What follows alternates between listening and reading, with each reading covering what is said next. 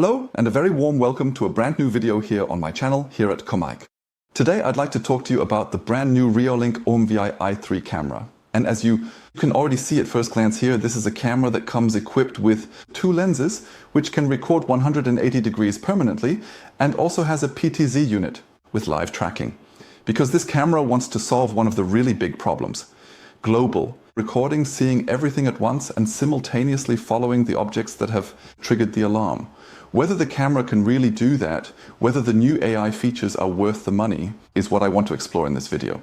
Prepare to be surprised, stay tuned, we're starting right now. Reolink provided me with the new OMVI i3 camera even before its market launch, so that I can try it out for you, so that I can test it for you. And as you know, I've already tested quite a few cameras and I personally really like the 180-degree cameras. So cameras with a wide spectrum of recording very much. However, there is the disadvantage that when zooming in, you don't have all the details and can't follow every movement. Pure PTZ cameras. I've also tested, such as the TrackFlex, the TrackMix, or the Altus PT Ultra. You can find the corresponding videos in the top right corner. This camera here now wants to combine these two cameras with each other, namely 180-degree recordings like you have here, with a PTZ module. 10 megapixel recordings, 180 degrees. The sensor up here, the camera is additionally adjustable in height, depending on where you mount the camera, and this fall down here follows the movements completely automatically. This camera is available as a PoE version, just as I'm allowed to test it here, and of course also as a Wi-Fi version. I'm going to take you up to my office first to introduce the camera in detail. Afterwards, I'll set it up here between TrackFlex and TrackMix on my test level and see what functions are actually lurking inside. So this is it, the Reolink OMVI i3, and what immediately stands out is the absolutely unusual camera design. We don't just have one lens here, but two systems built into one camera. The panoramic camera is located up here. This is a dual lens solution with a total resolution of 10 megapixels. It covers a range of 180 degrees horizontally and thus provides a continuous overview of the entire scene. So this is the camera that always keeps an eye on everything permanently, and below it is the second unit, this PT camera, the motion camera. It is a classic pan and tilt camera with 4K resolution, 8 megapixels. It can rotate horizontally by about 350 degrees, and in the vertical it's about 50 degrees that the camera can tilt. This allows it to cover specific areas and actively track objects. And exactly this combination is what makes the whole thing so interesting, because unlike the classic PTZ camera, you won't lose the big picture with the OMVI i3i. The panoramic camera up here actually keeps running continuously, while the PT unit down here follows the object and moves accordingly somewhere else. Specifically, this means you always see the overall picture and at the same time the detailed shot.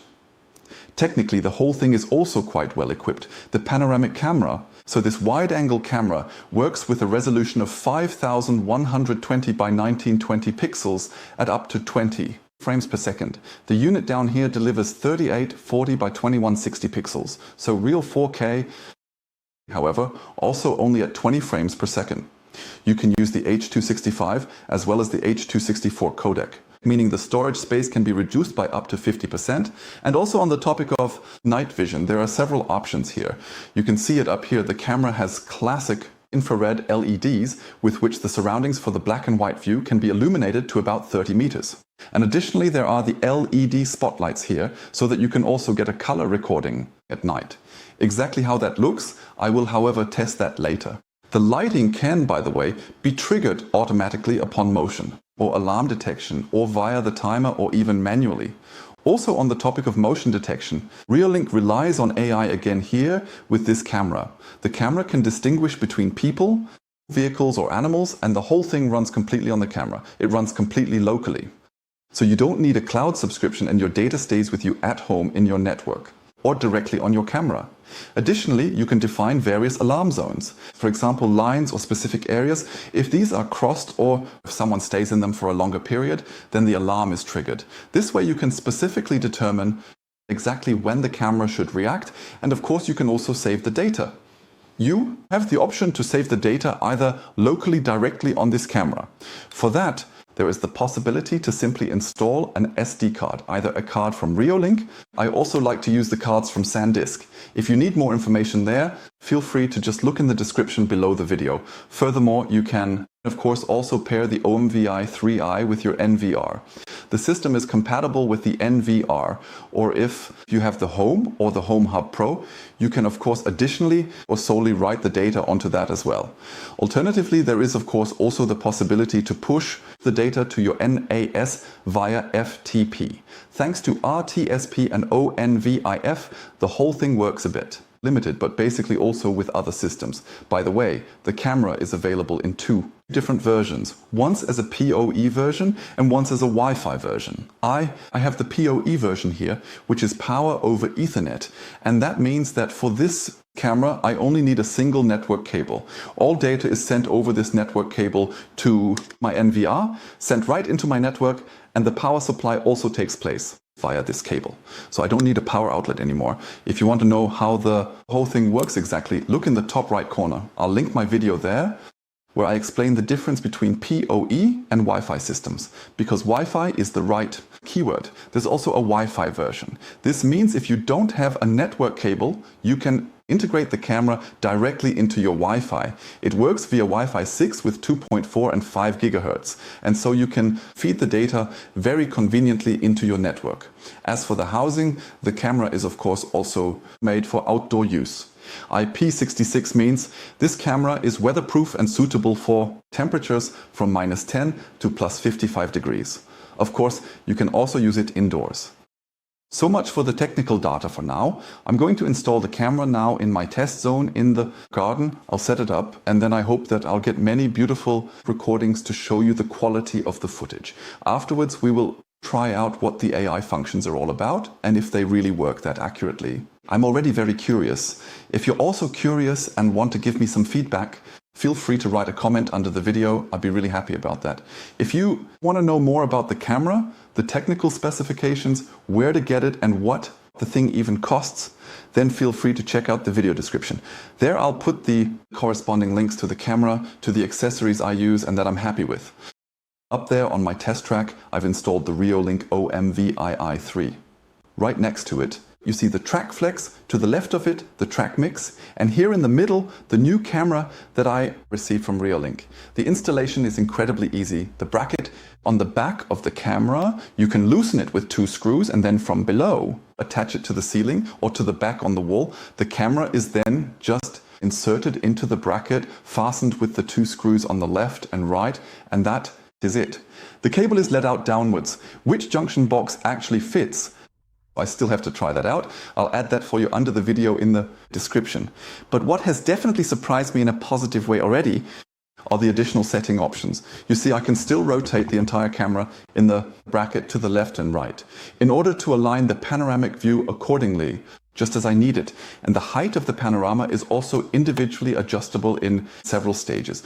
When you then install the camera, it's definitely a good idea to set it up in the app beforehand.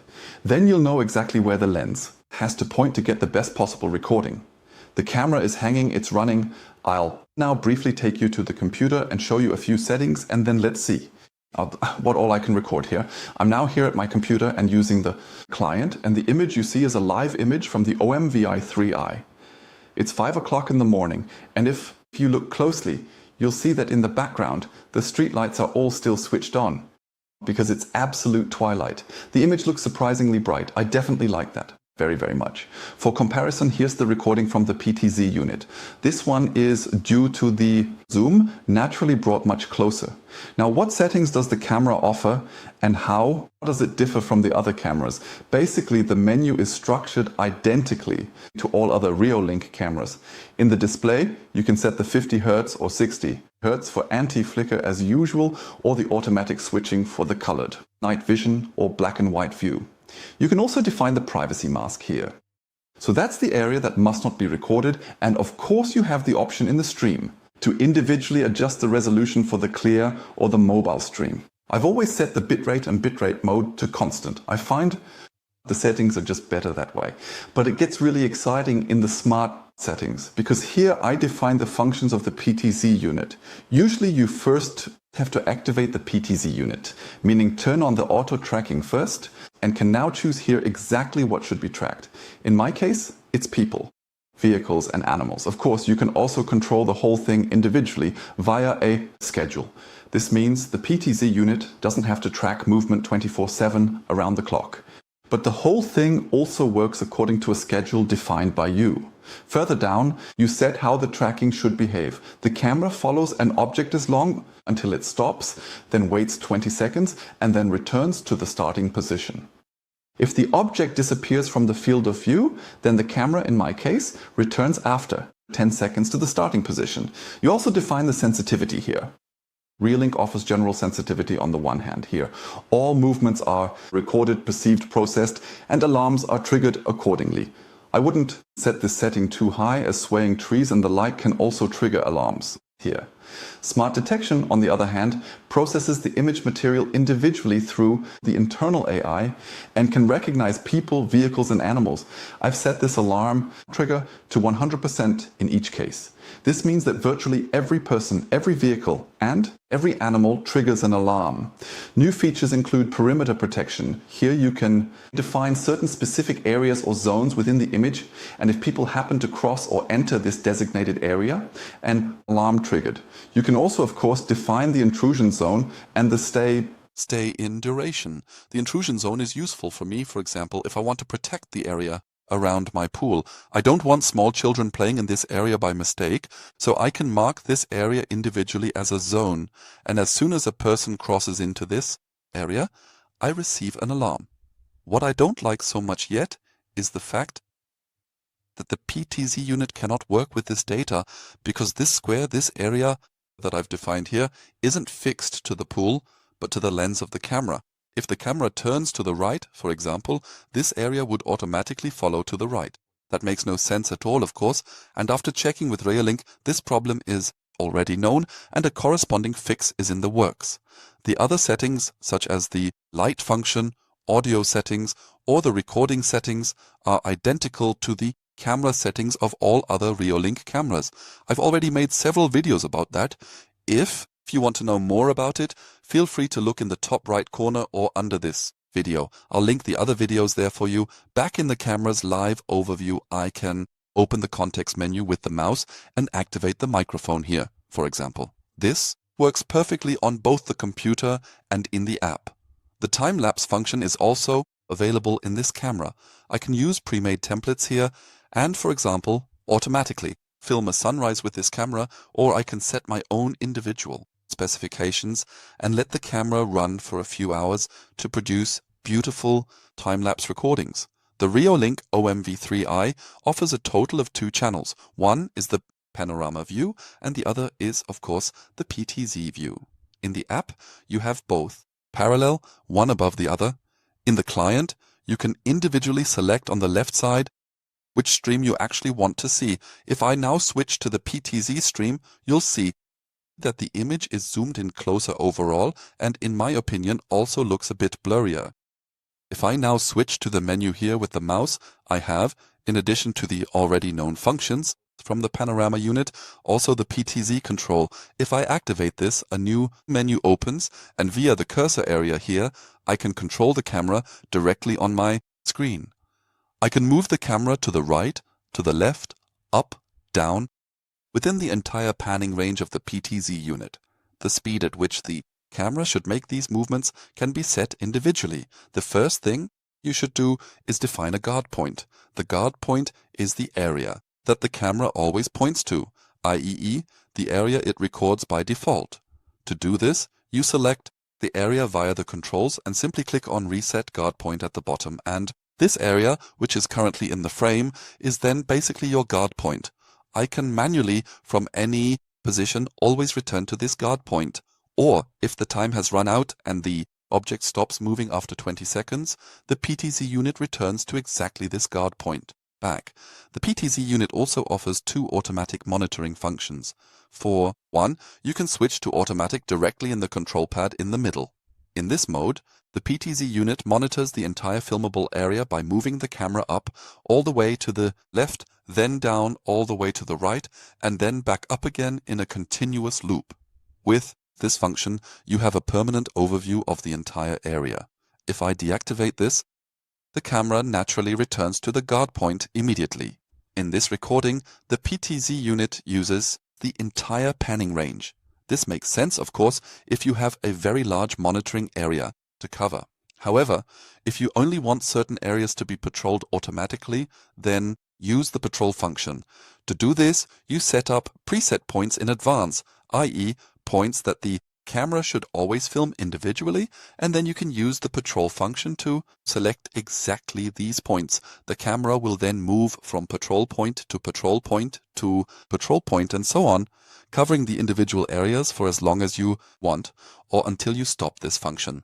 So, with the panorama view, you always have the complete image in view, and additionally, the PTZ unit can use the patrol function or the automatic function to film additional areas that are, for example, behind the camera or outside the field of vision. To view your recordings on the client, you simply have to click on playback at the top. On the client, the timeline will then be displayed with the corresponding markings of the areas where a recording was detected. Using the filter, you can also narrow this down and only display the things that actually interest you. Unfortunately, the AI function is not available in the client, it's only in the app. Instead, you can click into the free areas between the alarm recordings at any time, and the system will automatically jump to the next motion detection. And you can see here a black and white recording from the night, namely a raccoon.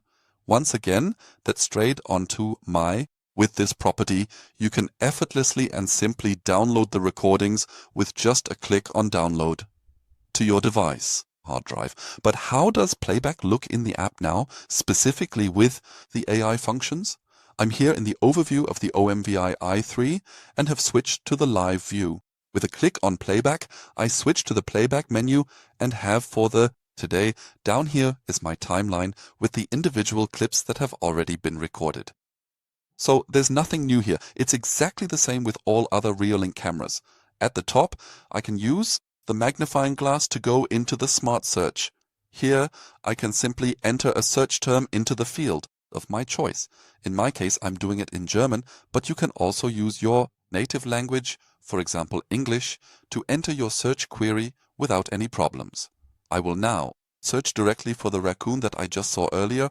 I'll activate the search and the system now checks all recordings within the camera for an object that looks like a raccoon, and as you can see, a total of 48 results were found. I'll start the first result.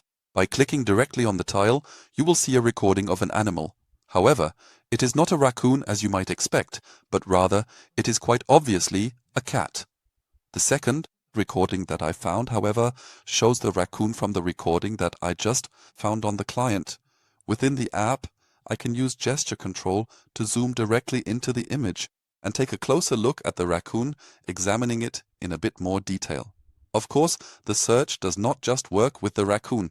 I can also easily search for people or for different objects. You see, the search for a man in black clothing brings up several results. Here too, I'll just select a tile, and you see a very rainy day.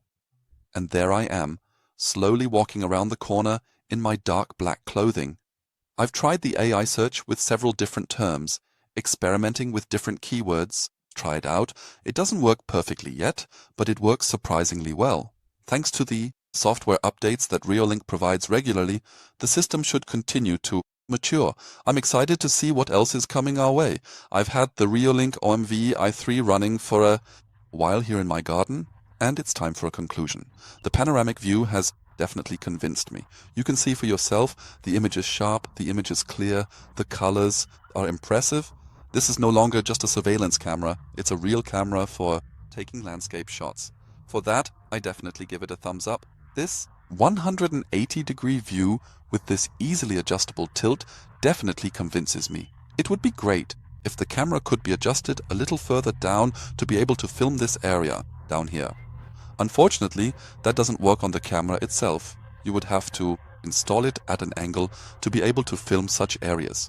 For the intended use, this means that this camera would have to be positioned relatively high up at an angle or at the greater distance in order to be able to capture the areas below the camera well, but that doesn't have to be the case at all, because that's exactly what this PTZ function is for.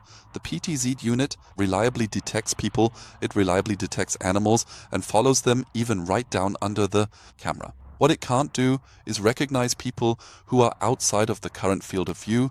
At the moment, I've already spoken with Reolink and the software will be improved there. What does that mean? It means that the PTZ unit currently doesn't react to all movements that the panorama unit detects, especially what's on the far left or far right from your perspective. If a person approaches and the PTZ unit is looking somewhere else entirely, it doesn't automatically pan into that area.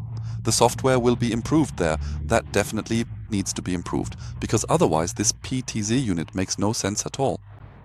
What I also don't like is the dynamic masking. It simply doesn't exist. If I now mask out areas in my camera that I'm not allowed to film or don't want to film, then I can do that perfectly with the panorama view. With the PTZ view, it's the case that these areas are fixed to the lens and not to the object itself. This means the PTZ camera moves, it rotates, and the marked area just moves along with it.